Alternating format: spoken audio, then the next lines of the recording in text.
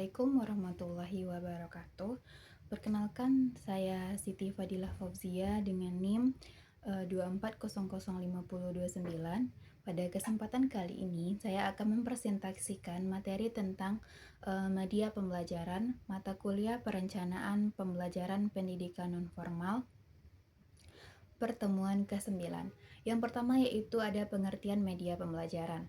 Media pembelajaran adalah segala sesuatu yang digunakan untuk menyalurkan pesan atau informasi dari sumber belajar seperti yaitu guru ataupun instruktur kepada peserta didik sehingga dapat merangsang pikiran, perasaan, perhatian, dan juga minat belajar.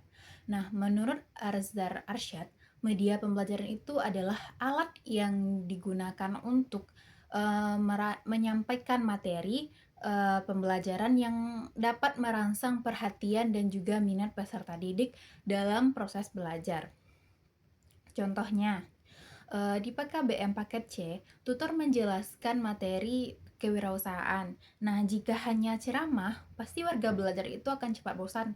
Nah, tetapi ketika tutor menampilkan video usaha kecil di lingkungan sekitar ataupun membawa contoh produk nyata, peserta jadi lebih tertarik untuk mendengarkan pembelajaran karena peserta merasa dekat dengan kehidupan nyata mereka tentang materi tersebut. Nah, yang kedua ada peran dan juga fungsi media pembelajaran. Yang A-nya ada peran media pembelajaran. Nah, media pembelajaran itu memiliki beberapa peran penting. Yang pertama yaitu sebagai alat bantu dalam menyampaikan materi. Artinya, media pembelajaran itu membantu pendidik ataupun tutor agar penjelasannya itu lebih jelas lagi. Contohnya di PKBM, tutor menggunakan papan tulis ataupun gambar saat menjelaskan materi. Yang kedua, membantu memperjelas konsep yang bersifat abstrak. Contohnya, dalam pelatihan komputer di PKBM, tutor itu menampilkan langsung langkah-langkahnya di layar. Yang ketiga, yaitu meningkatkan motivasi dan minat belajar. Contohnya menampilkan video kisah tentang kisah sukses usaha kecil agar peserta itu termotivasi. Yang keempat yaitu menciptakan pembelajaran yang lebih interaktif. Contohnya, peserta diminta untuk praktik langsung seperti simulasi berbicara ataupun membuat produk. Yang tadi kan tentang peran, yang selanjutnya ada B, fungsi media pembelajaran. Media pembelajaran itu juga memiliki beberapa fungsi. Yang pertama ada fungsi atensi, yaitu menarik perhatian siswa. Yaitu contohnya pembelajaran misalkan dibuka dengan video motivasi kerja ataupun video yang membuat termotivasi peserta dan tertarik untuk mengikuti pembelajaran. Yang kedua ada fungsi afektif, yaitu mengunggah emosi dan sikap peserta didik. Contohnya video perjuangan wirausaha membuat peserta lebih semangat. Yang ketiga itu ada fungsi kognitif, yaitu membantu pemahaman materi. Contoh, menggunakan bagan ataupun langkah kerja dalam pelatihan keterampilan. Yang keempat atau yang terakhir yaitu fungsi kompensatoris, yaitu membantu peserta yang kesulitan belajar. Contoh, peserta yang sulit memahami teori dibantu dengan praktik langsung. Yang ketiga yaitu ada kriteria tentang pemilihan media pembelajaran. Nah, dalam memilih media pembelajaran itu ada beberapa hal yang harus kita perhatikan. Yang pertama, apakah sesuai dengan tujuan pembelajaran? Jadi, artinya media yang kita gunakan itu harus benar-benar membantu mencapai tujuan pembelajaran. Contohnya, di suatu PKBM jika tujuan pembelajarannya adalah peserta mampu membuat kerajinan, maka media yang harus digunakan harus berupa bahan dan juga alat praktik, bukan hanya penjelasan teori saja. Yang kedua yaitu sesuai dengan karakteristik peserta. Jadi media itu harus disesuaikan dengan usia, latar belakang, dan juga kebutuhan dari peserta didiknya. Contoh di PKBM, karena peserta PKBM itu banyak yang sudah dewasa, maka mereka itu lebih cocok menggunakan media yang sifatnya langsung praktik dibandingkan hanya sekedar teori atau membaca ataupun mendengar saja. Yang ketiga itu sesuai dengan materi yang diajarkan. Jadi setiap materi itu membutuhkan media yang berbeda. Contohnya Materi keterampilan seperti menjahit ataupun kerajinan harus menggunakan media langsung. Sedangkan materi teorinya bisa menggunakan PPT ataupun menggunakan gambar. Nah, yang keempat yaitu mempertimbangkan sarana dan prasarana. Nah, media harus disesuaikan dengan fasilitas yang tersedia.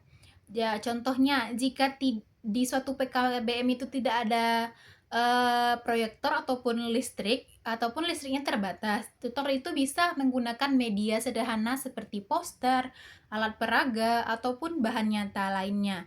Yang kelima itu ada efisiensi biaya dan waktu. Jadi media yang digunakan itu tidak boleh terlalu mahal atau memakan waktu lama untuk digunakan. Nah, contohnya di PKBM menggunakan bahan yang mudah ditemukan di lingkungan sekitar seperti sedotan bekas ataupun kain sisa untuk praktik. Yang keenam yaitu kemudahan penggunaan. Nah, media itu harus mudah digunakan baik oleh tutor maupun peserta didiknya. Contoh, di PKBM memilih alat atau media yang sederhana sehingga peserta itu bisa langsung mencoba tanpa kesulitan. Nah, selanjutnya ada langkah-langkah dalam memilih dan mengembangkan media pembelajaran. Yang pertama, langkah dalam memilih media pembelajaran dulu, yaitu menentukan tujuan pembelajaran, apa yang ingin dicapai. Contohnya peserta itu mampu membuat produk kerajinan. Nah, langkah keduanya itu menganalisis karakteristik peserta didik. Jadi kita itu harus melihat usia, pengalaman, dan kebutuhan dari peserta didik tersebut. Nah, contohnya peserta PKBM itu kan lebih suka praktiknya daripada teori yang panjang. Jadi kita tuh harus membuat yang lebih ke praktik.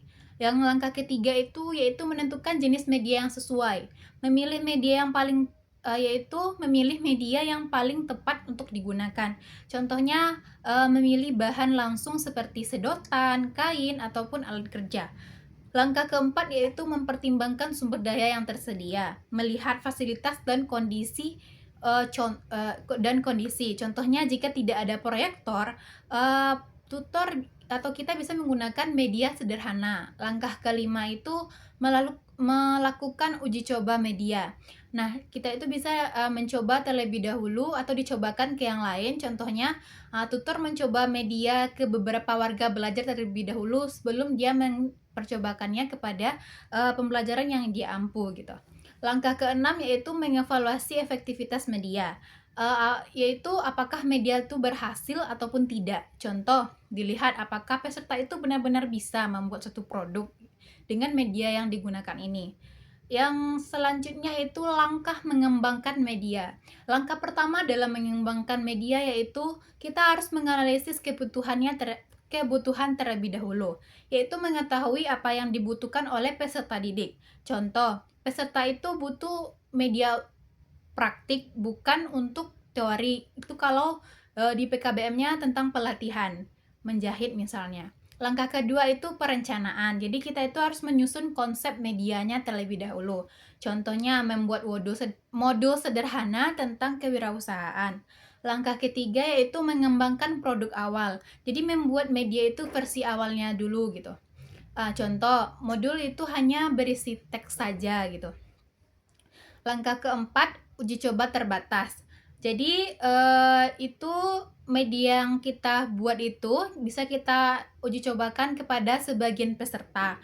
Contohnya digunakan pada satu kelompok kecil di peserta warga belajar. Yang langkah kelima yaitu revisi produk, yaitu atau memperbaiki kekurangan. Jadi kita itu bisa menambahkan gambar dan contoh lokal. Kalau misalkan di modul atau media yang kita gunakan itu hanya berisi teks saja. Yang langkah keenam itu ada uji coba yang luas, yaitu digunakan ke seluruh peserta. Baru diuji cobakan kepada seluruh peserta sebelum diterapkan ke kelas di PKBM tersebut.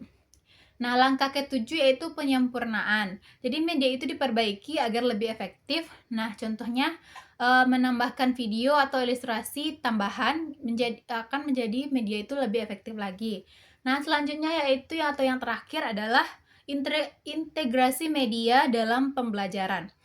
Integrasi media adalah proses memasukkan media pembelajaran secara terencana ke dalam seluruh komponen pembelajaran, mulai dari tujuan, materi, metode, kegiatan dan hingga evaluasi. Sehingga media itu benar-benar mendukung ketercapaian tujuan belajar, bukan sekedar sebagai pelengkap saja. Nah, integrasi media dalam pembelajaran itu dapat kita lihat pada beberapa bagian, yaitu tujuannya, materinya, kegiatan pembelajarannya, dan juga evaluasi. Nah, pertama itu kita akan melihat dulu integrasi media pada tujuan pembelajaran. Jadi media itu harus disesuaikan dengan kompetensi yang ingin dicapai. Artinya kita itu tidak bisa memilih media secara asal, tetapi harus melihat dulu apa hasil akhir yang diharapkan dari peserta didik ini. Nah, contohnya di PKBM, jika tujuan pembelajaran adalah keterampilan, misalnya peserta mampu membuat produk kerajinan atau menjahit, maka media yang digunakan itu harus berupa alat dan juga bahan praktik, bukan hanya penjelasan teori saja. Karena tujuan utamanya adalah kemampuan melakukan, bukan kemampuan sekedar memahami saja. Yang kedua, yaitu pada materi pembelajarannya. Jadi media juga harus disesuaikan dengan jenis materi yang diajarkan.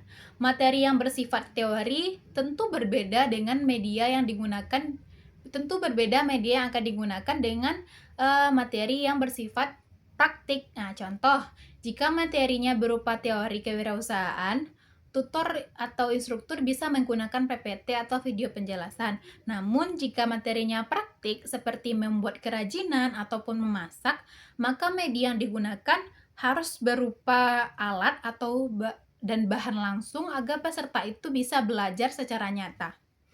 Dan yang ketiga ada pada kegiatan pembelajaran, dan media digunakan itu di setiap tahap kegiatan, yaitu mulai dari pendahuluan atau intinya, dan pendahuluan, inti, dan juga penutup. Pada tahap pendahuluan, media itu digunakan untuk menarik perhatian dan memotivasi peserta. Contoh, tutor menampilkan video motivasi kerja atau contoh usaha sukses agar peserta itu lebih semangat belajar. Pada tahap inti, media digunakan untuk membantu pemahaman dan praktik. Contoh, tutor menggunakan alat peraga atau langsung mengajak peserta itu membuat produk, sehingga peserta itu tidak hanya mendengar tetapi juga melakukan. Pada tahap penutup, media itu digunakan untuk memperkuat pemahaman dan juga refleksi. Contohnya, tutor melakukan diskusi hasil kerja atau memberikan rangkuman agar peserta itu lebih memahami apa yang sudah dipelajarinya. Keempat, ada evaluasi. Pada evaluasi, media itu digunakan juga pada evaluasi, yaitu sebagai alat untuk menilai apakah hasil belajar peserta itu dia bukan hanya untuk menyampaikan materi saja. Contoh, dalam pelatihan keterampilan, evaluasi tidak hanya berupa tes tertulis saja, tetapi peserta diminta membuat produk atau mempresentasikan hasil usaha mereka. Dari situ, tutor bisa melihat sejauh mana pemahaman dan keterampilan peserta ini. Nah, jadi dapat disimpulkan bahwa media pembelajaran dalam PNF itu tidak hanya digunakan di satu bagian saja, tetapi terintegrasi mulai dari tujuan, materi, proses pembelajaran hingga evaluasi, sehingga pembelajaran itu menjadi lebih efektif dan juga bermakna. Nah, jadi kesimpulannya pada materi media pembelajaran ini adalah media pembelajaran itu merupakan komponen penting dalam proses pendidikan yang berfungsi untuk mempermudah penyampaian materi, meningkatkan motivasi, serta membantu pemahaman peserta didik, Pemilihan dan pengembangan media itu harus dilakukan secara sistematis dan juga mempertimbangkan tujuan, karakteristik peserta didik, serta kondisi lingkungan belajarnya. Nah, selain itu integrasi media dalam rencana pembelajaran itu menjadi kunci agar proses belajar lebih efektif, efisien, dan juga bermakna. Nah, sekian penjelasan dari saya. Tadi saya mulai dari salam, saya tutup dengan membacakan wassalamualaikum warahmatullahi wabarakatuh.